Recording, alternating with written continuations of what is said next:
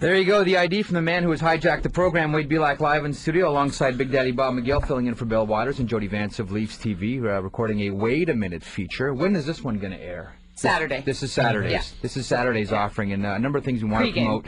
LeafsTV has the Leafs and Capitals on Friday, in which Wade Belak will invite John Erskine to exchange ideas at center ice. True or false? Why is that? Why John Erskine? Well, okay, Donald Brashear. Take your pick. I don't even know.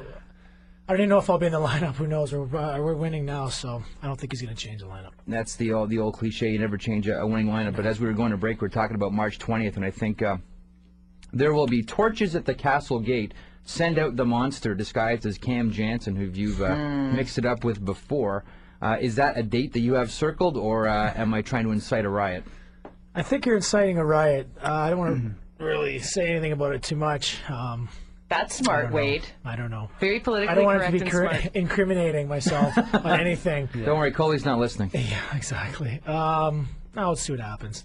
Caberlet might be back, so he might take care of him himself. Cabby was skating today. How do you look? He looked really good, right, Wade? Yeah, he looked really good. How far away do you think? Because the 1 week is now up, certainly, and as soon as he's cleared to play, he can play. Well, if it was up to me, Dr. Wade, I think he's ready. That's right, Dr. Belak's giving him the green light. Out there today, and if a guy who's concussed, he can't do those. He's a little shaking and baking going out there. Oh, yeah, for sure. I agree with Dr. You know Wade. what? If we can go back to just what you asked Wade about the Janssens thing, and I mean, one thing that I know about coaching this guy and seeing him play over his career, you don't have to tell him. Nobody has to tell him what his job is. He knows what his job is, and I think that.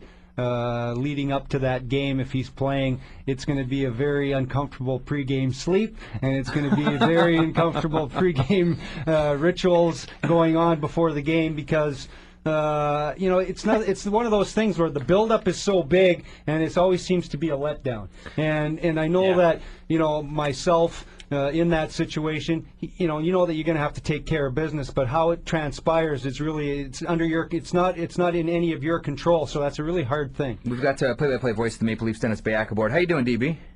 I'm doing good, guys, and not to throw water on your retribution fire, but just keep in mind, boy, Chris Simon sure showed Ryan Holwick, didn't he?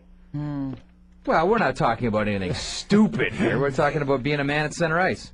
It's a fine line between doing what you think you want to do and doing what ends up being what you did. And that's all I'm cautioning people is don't start throwing gasoline all over this thing and trying to create something that, as Bob just said, will happen if it has to happen.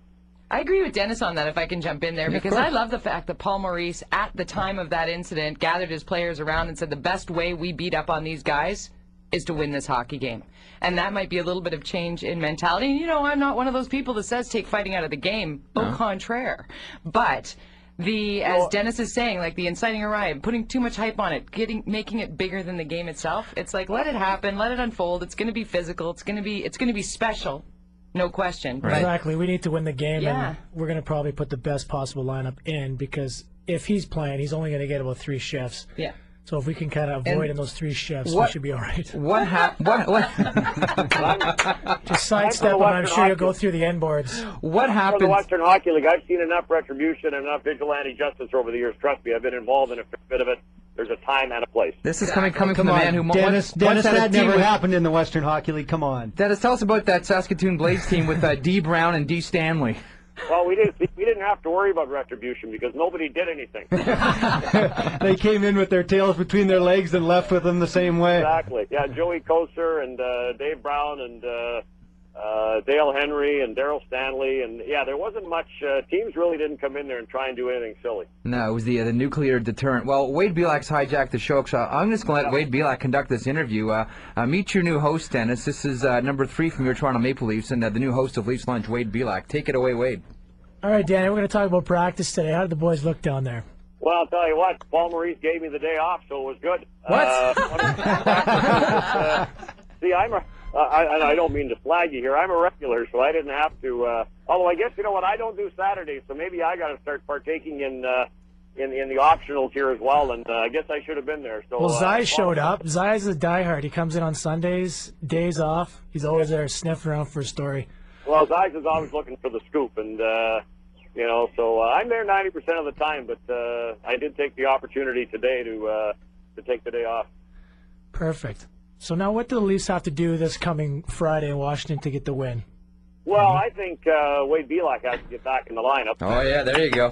Bring a little, He's got to break that goal-scoring streak. bring a little energy, He's trying to you steal know my what? record, Dennis.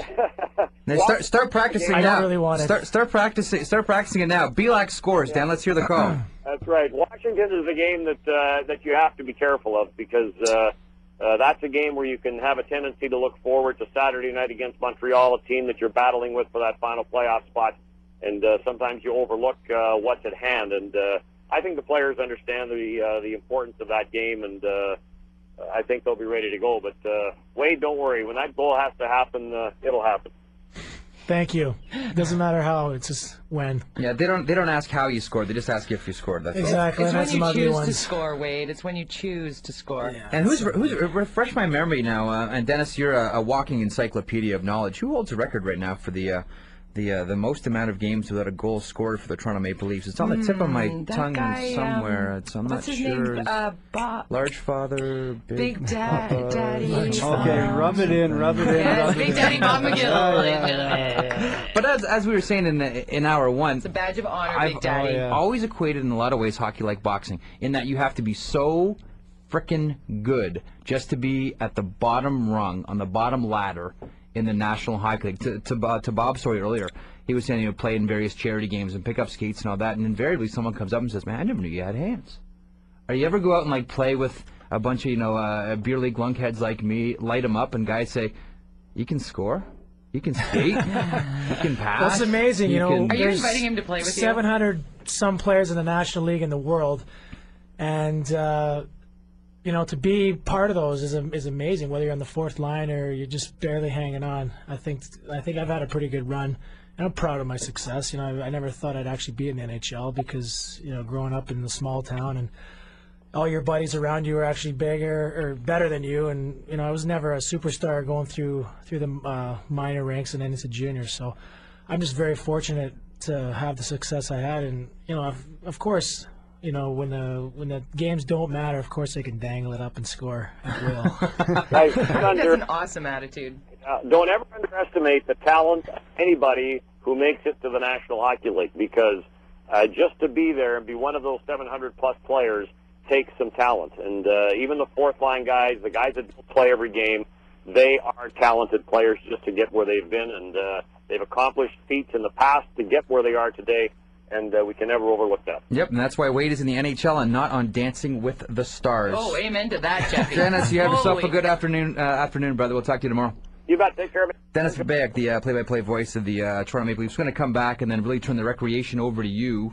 We're going to test your radio chops, the that was, this is janitorial work of a radio announcer. You'll do the welcome back and the throw to break coming back love next. that. Yeah. We're going to test your chops. And the traffic? You can let Traffic you throw is to traffic. brutal. We're gonna Morning till night. You're going to throw to traffic. Throw to Let me traffic. guess, it's the 401. Nothing major on the majors. Speaking of majors, a couple of guys no stranger to major penalties. Wade Belak and Bob McGill along with us. Don't go anywhere.